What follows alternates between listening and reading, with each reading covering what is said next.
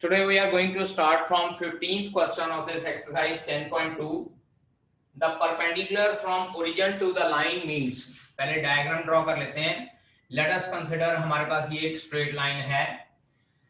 यहाँ ओरिजिन से एक परपेंडिकुलर लाइन के ऊपर ड्रॉ किया जाता है and it meets the line at point -2,9. -2,9. वैसे -2,9 सेकंड क्वाड्रेंट में जाएगा, बट हम लोग एक रफ डायग्राम बना रहे हैं, इसीलिए इसको इस तरह से मैंने शो कर दिया है. Now I need to find out the equation of the line segment. Let us consider this is line AB. I need to find out the equation of the line AB. यहाँ पे हम लोगों को क्या है कि अगर मैं नॉर्मल फॉर्म लगाना चाहूं तो मुझे ये एंगल गिवन होना चाहिए था, लेकिन ये एंगल मुझे गिवन नहीं है. Even then I need to find out the equation of straight line AB. अब क्या करेंगे, पहले मैं let us consider this point is C. पहले मैं क्या करता हूं, OC की स्लोप निकाल लेता हूं. OC की स्लोप निकल जाएगी तो फिर AB की स्लोप हम लोग परपेंडिकुलर लाइंस के रिलेशंस के थ्रू फाइंड आउट कर लेंगे. Firstly slope of OC, slope of line OC, that will be equals to y2 minus y1, that is 9 minus 0 over x2 minus x1. Answer comes out to be minus 9 by 2. Therefore इसको हम लोग m1 consider कर लेते हैं. Therefore slope of AB की slope क्या हो जाएगी, हम लोग फॉर्मूला स्लोप AB की कंसिडर कर लेते हैं m2 because AB is perpendicular to OC. तो इट एम्प्लाइज क्या हो जाएगा, m1 into m2 is equals to -1. और m1 की वैल्यू हमारे पास -9/2 आई है, into m2 is equals to -1. ये minus minus sign cancel out हो जाएगा, तो यहां से slope of the line AB will become 2/9. AB line की स्लोप मेरे पास 2/9 आ गई है. अब AB की इक्वेशन फाइंड आउट करनी है. AB के ऊपर एक पॉइंट C मुझे ऑलरेडी गिवन है, तो मेरी वो कंडीशन सेटिस्फाई हो गई equation of straight line find out करने के लिए कि एक स्लोप होनी चाहिए और दूसरी चीज हमारे पास पॉइंट होना चाहिए. Therefore equation of line AB will be given by y minus y1 is equals to slope into x minus x1. That is y minus 9 is equals to slope हमारे पास है 2/9 into x minus -2. ये 9 इस side पे multiply हो जाएगा, so it will be 9y minus 81 is equals to 2 into x plus 2. Further solve करते हैं, 9y minus 81 is equals to 2x plus 4, or we can say that 2x minus 9y plus 85 is equals to 0, and this will be your answer for this question. In 16th question, यहाँ पे हम लोगों को given है length L in centimeter of a copper rod is a linear function of its Celsius temperature.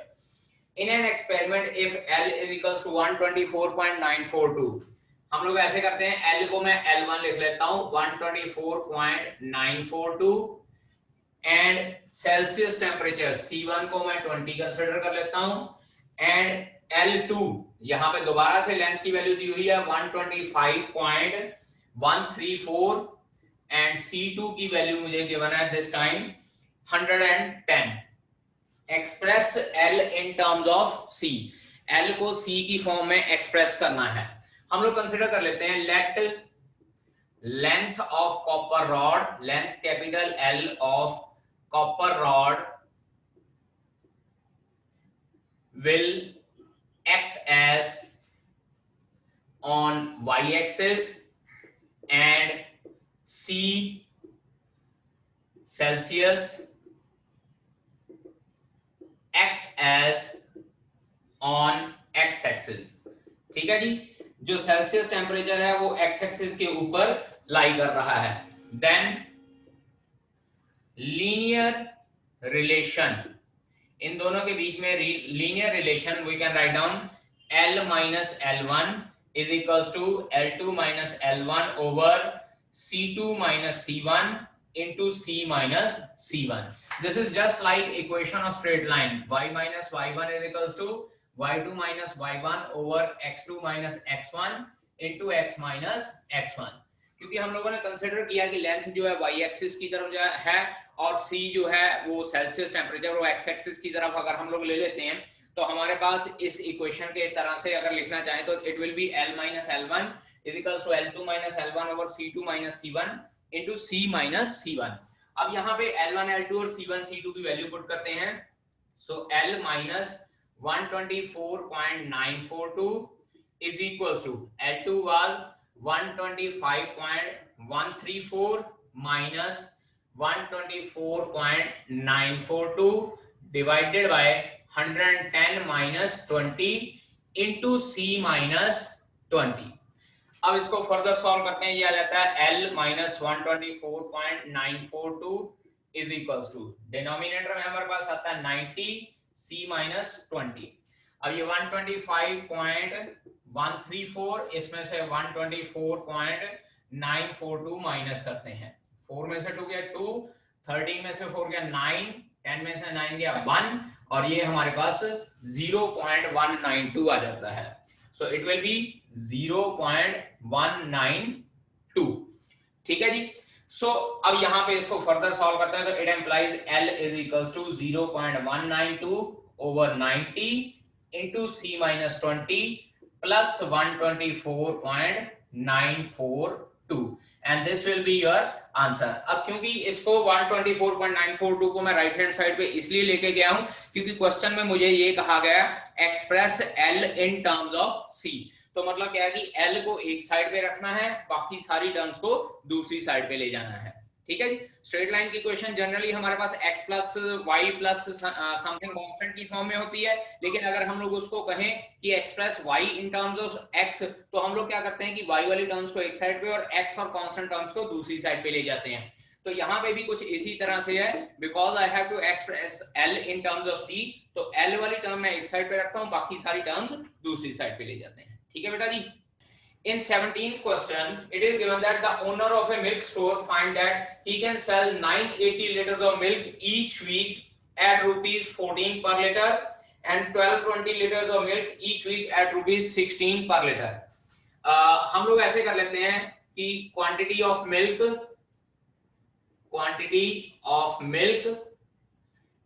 इसको हम लोग y coordinates के साथ रिप्रेजेंट कर लेते हैं and cost of milk इसको हम लोग x फंक्शन के साथ डिनोट कर लेते हैं अकॉर्डिंग टू क्वेश्चन। अब यहाँ पे देखिए y1 इज इक्वल्स टू, अब हम लोग को यहाँ गिवन है 980 लीटर्स और उसके accordingly x1 that is cost function is given to us as ₹14 per litre.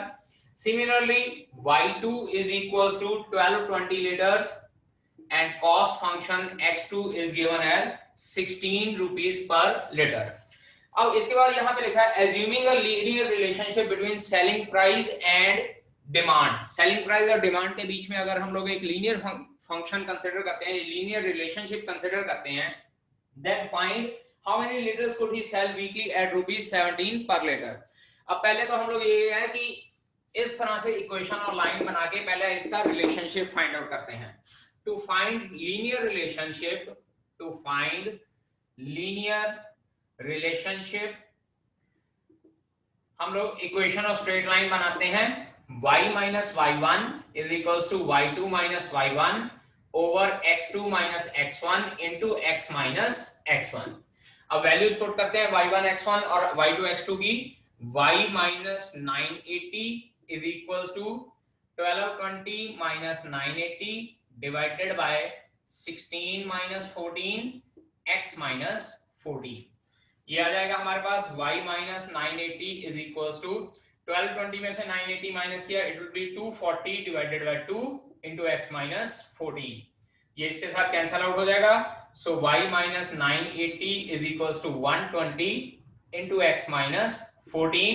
तो यहां से y की वैल्यू क्या आती है 120 into x minus 14 plus 980। अब यहाँ पे फिर से वही बात, जैसे पिछले क्वेश्चन में हमने L को इन टर्म्स ऑफ C लिखा था, इसी तरह से यहाँ पे हम लोग X को इन टर्म्स ऑफ Y लिख लेते हैं। ये हमारे पास आया है रिलेशनशिप। अब इसके बाद हमको ये कहा गया है कि how many litres could he sell weekly at ₹17 per litre. अब इसके बाद हम लोग लिखते हैं if X is equals to ₹17 per litre. अगर x की वैल्यू जो है ₹17 पर लीटर है, इसको इक्वेशन नंबर 1 लिख लेते हैं। देयरफॉर फ्रॉम 1 y की वैल्यू क्या आ जाएगी हमारे पास 120 इंटू 17 माइनस 14 प्लस 980। x की जगह पे हम लोगों ने 17 पुट कर देना है। So y is equals to 120 multiply by 3 plus 980। It will be y is equals to 360 plus 980 and solve करते हैं तो y is equals to 1340 litres will be your answer. क्योंकि y हम लोगों ने क्वांटिटी ऑफ मिल्क कंसीडर किया था, सो it will B 1340 liters will be the answer for from. In 18th question it is given that point A comma B is the midpoint of the line segment between the axes. Line segment between the axes मतलब क्या है कि हम लोग इस तरह से पहले कार्टेशियन प्लेन ड्रॉ करते हैं y and y dash, और यहां से एक स्ट्रेट लाइन जो ड्रॉ हो रही है, let us consider this is A, this is B. यहां पे जो P है इसका मिड पॉइंट है A, B. ऐसे करते हैं, A इधर ले लेते हैं, B दूसरी साइड पे ले लेते हैं। A, B is the midpoint of the line segment AB. ठीक है जी। अब मुझे ये कहा गया कि prove that the equation of this line AB is x over A plus y over B is equals to 2. Generally हमारे पास जो intercept form of equation of line होती है that is x over A plus y over B is equals to 1. लेकिन यहाँ पे हम लोगों को x over A plus y over B is equals to 2 prove करने को कहा गया है। लेट अस कंसीडर कि A के कोऑर्डिनेट हैं x1, 0 और B के कोऑर्डिनेट है 0, y1। ठीक है, क्योंकि A पॉइंट जो है x एक्सिस के ऊपर है तो इसके कोऑर्डिनेट x, 0 की फॉर्म के होंगे, और B पॉइंट जो है वो y एक्सिस के ऊपर है, so its coordinate will be of the form 0, y। Equation of line segment AB, line segment AB, intercept form of equation of line लगाएंगे x over x1 plus y over y1 is equals to 1। This is equation number 1। क्योंकि x over a plus y over b मैं इसलिए नहीं ले रहा क्योंकि a और b already मुझे गिवन है, so I have to take some other intercepts on the axis. Also given that PA, B is midpoint of AB, midpoint of AB। और अगर ये AB का midpoint है तो can I say that x1 plus 0 over 2, 0 plus y1 over 2 should be equals to A, B। Check कीजिए, मैंने AB का midpoint formula लगा के AB का midpoint निकाला, that was x1 plus 0 over 2 and 0 plus y1 over 2। ठीक है जी, और उस मिड पॉइंट को मैंने A, B के साथ कंपेयर कर दिया because it is given to me already. ठीक है जी, अब यहां से x1 over 2, y1 over 2 is equals to A, B, and comparing both sides x1 over 2 is equals to A and y1 over 2 is equals to B।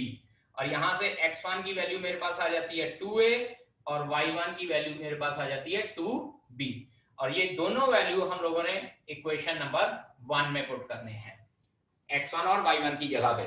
तो it implies x over 2a plus y over 2b is equals to 1। इसके बाद 2 common निकाल के उधर multiply कर देते हैं, so it will be equals to x over a plus y over b is equals to 2। यहां तो आप लोग इसको डायरेक्टली इस तरह से लिख सकते हैं, यहां आप लोग ये कह सकते हैं कि मल्टीप्लाई बोथ साइड बाय 2। ठीक है बेटा जी। Now 19th question. In 19th question it is given that point R, यहाँ पे एक point R है h, k, R के कोऑर्डिनेट्स हम लोगों को h, k की फॉर्म में गिवन है, divides a line segment between the axes in the ratio 1:2. Find the equation of straight line. Equation of straight line हम लोगों ने फाइंड आउट करनी है।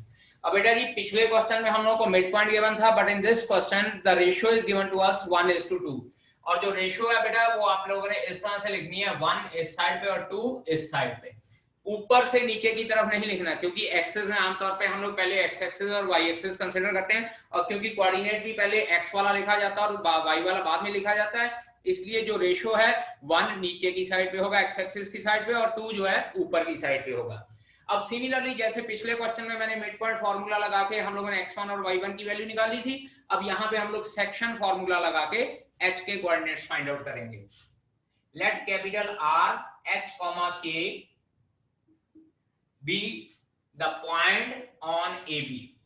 Be any point on AB, dividing it into the ratio 1:2, dividing it into the ratio 1:2. तो अब हम लोग क्या करते हैं, therefore by section formula apply करते हैं और r के कोऑर्डिनेट्स निकालते हैं बाय सेक्शन फार्मूला। चेक कीजिएगा, यहाँ पे हमारे पास क्या हो जाएगा, 1 जो है इधर मल्टीप्लाई हो जाएगा और 2 जो है इस साइड पे मल्टीप्लाई होगा। ठीक है जी। So it will be 0 + 2x1 / 3 y1 + 0 / 3। Check कीजिए, नीचे हमारे पास क्या होता है, दोनों रेशियो का एडिशन होता है, दैट्स व्हाई नीचे यहाँ पे 3 आया। And this will be equals to h, k, क्योंकि मुझे कोऑर्डिनेट्स h, k गिवन है। So it implies 2x1 / 3 is equals to h and y1 / 3 is equals to k। तो यहां से x1 की वैल्यू आती है 3h/2 और y1 की वैल्यू आती है 3k। तो ये x1 और y1 की वैल्यू हम लोग गिवन इक्वेशन नंबर 1 में पुट करेंगे। ठीक है जी, put in 1।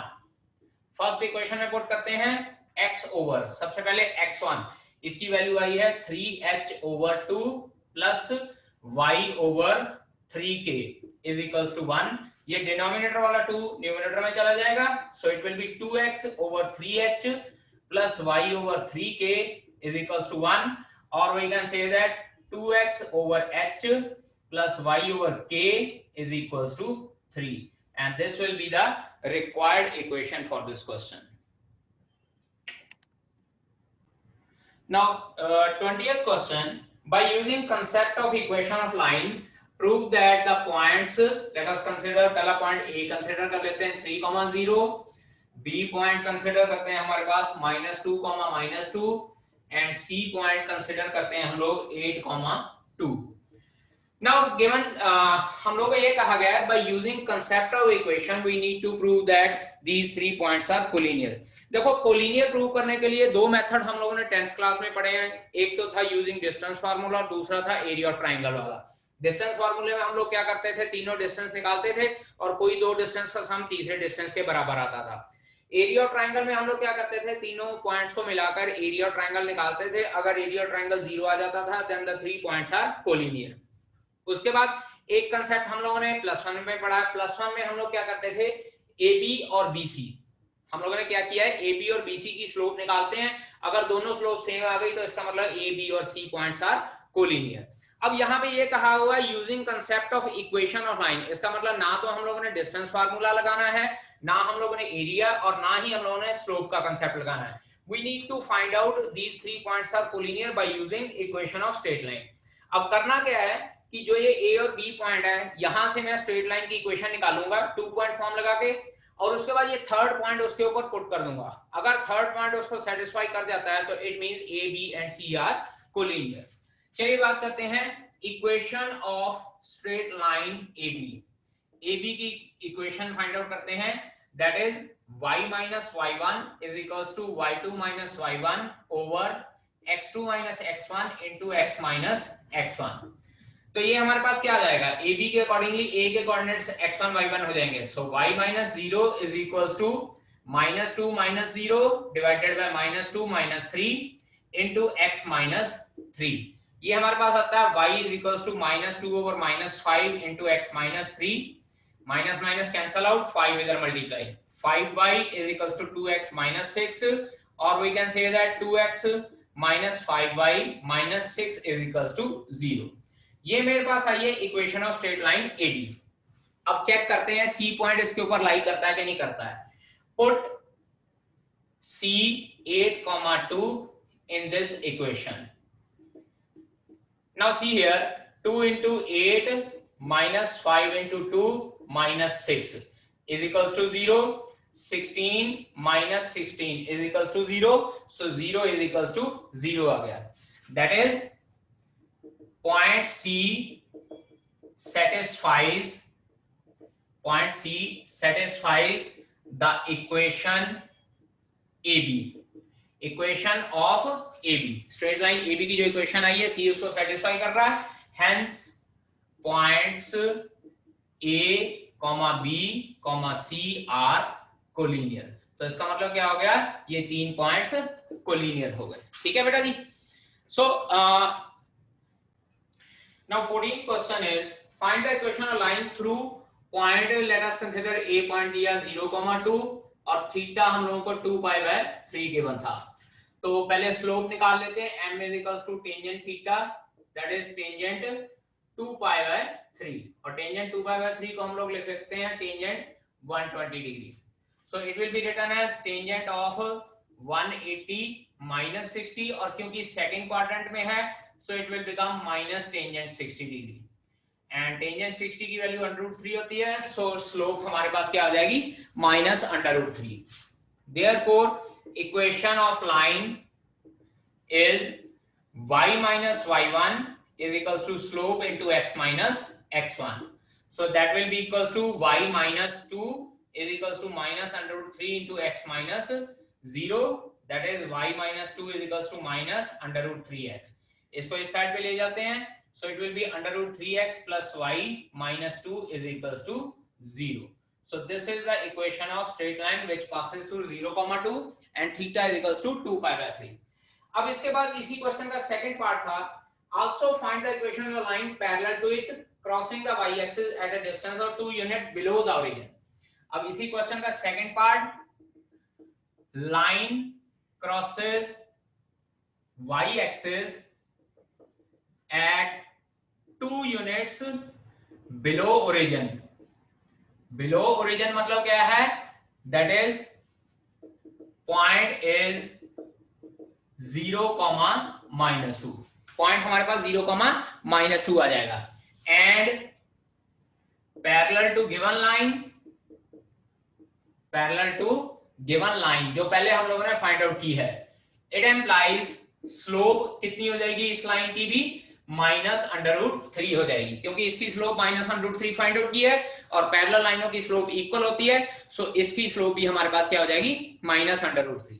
Therefore equation of line is y minus y1 is equals to slope into x minus x1, so this time y minus -2 minus √3 into x minus 0, y plus 2 is equals to minus √3x, so it implies √3x plus y plus 2 is equals to 0, and this is the equation of the straight line which is parallel to our first equation। और मैंने पिछले lecture में भी बताया था जब lines parallel होती हैं तो x और y के कोफिशिएंट्स सेम होते हैं। चेक कीजिए, यहाँ पे भी √3x है, यहाँ पे भी √3x है, सिमिलरली y का कोफिशिएंट यहाँ 1 है तो यहाँ पे भी y का कोफिशिएंट 1 है। The only difference lies in terms of constant term। यहाँ constant term -2 है और यहाँ constant term +2 है। ठीक है जी, तो इसका मतलब क्या हो गया कि पैरेलल लाइनों की स्लोप इक्वल है, तो इसका मतलब उनके coefficients of x and coefficient of y भी सेम होते हैं। ठीक है बेटा जी, थैंक यू सर। ओके जी, ओके, थैंक यू।